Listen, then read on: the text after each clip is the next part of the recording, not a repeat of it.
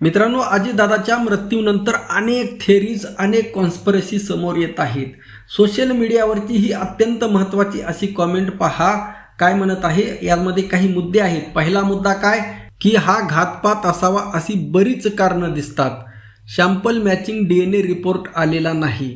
अत्यंत महत्त्वाचा विषय आहे. पहिला मुद्दा काय आहे, DNA रिपोर्ट आलेला नाही म्हणजे ती बॉडी अजितदादांचीच आहे का हे कन्फर्म झालेलं नाही. लक्षात घ्या, हा रिपोर्ट तर येणं अत्यंत महत्त्वाचं आहे, कारण ती बॉडी अजितदादांची नाही असं सुद्धा अनेक जणांचं म्हणणं आहे. अनेक जणांचं असंही म्हणणं आहे की अजितदादा जिवंत आहेत.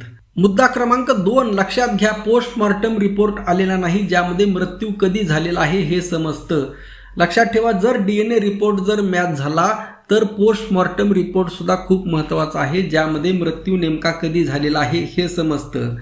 मित्रांनो, म्हणजे काही जणांचं असं म्हणणं आहे की मृत्यू अगोदरच झालेला आहे.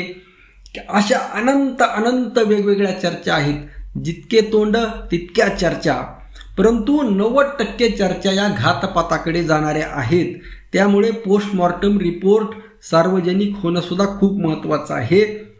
आणि मुद्दा क्रमांक 3, शेवटचे 3 तासाचे CCTV फुटेज उपलब्ध नाहीत.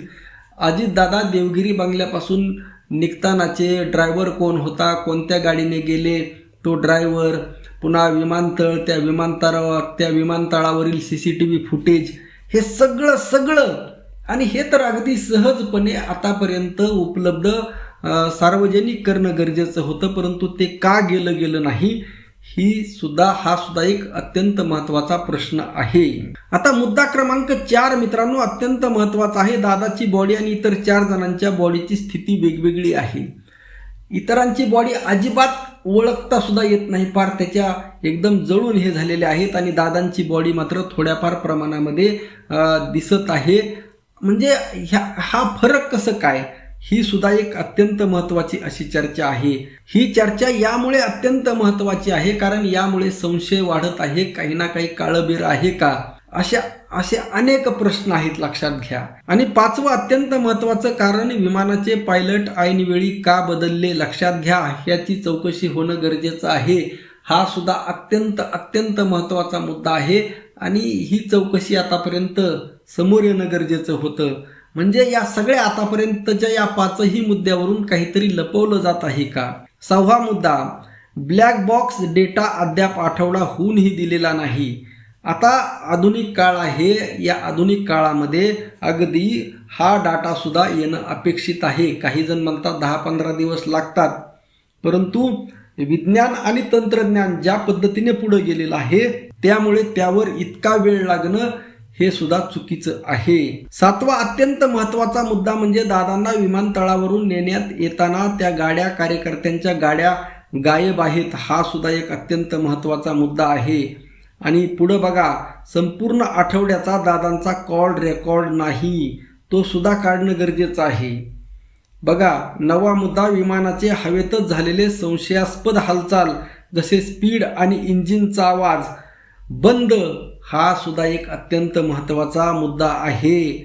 आणि या मुद्द्यामध्ये संशयाला खूप वाव आहे. ज्या पद्धतीने याच्या अगोदरच्या प्रत्येक मुद्द्यामध्ये संशयाला वाव होता तशाच पद्धतीने या मुद्द्यामध्ये सुद्धा संशयाला अत्यंत वाव आहे. 10वा मुद्दा, विमान उतरण्याची जागा ती नव्हती, डायरेक्शन चुकीचे, विमान पॅरलल एअरपोर्टवर उतरत नव्हते, संशयाला खूप वाव आहे.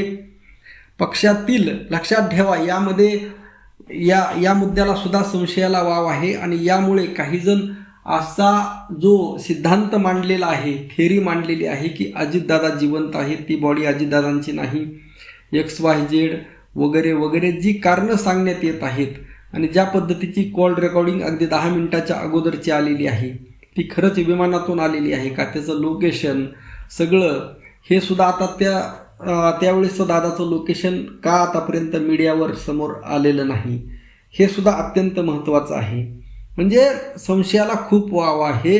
पक्षातील राजकारणी आणि इतर राजकारणी यांची 28 तारखेच्या 8 दिवस आधीची आणि नंतरची सर्व हालचाली, भेटी नक्की कुणाला फायदा होणार होता ते तपासणं गरजेचं आहे.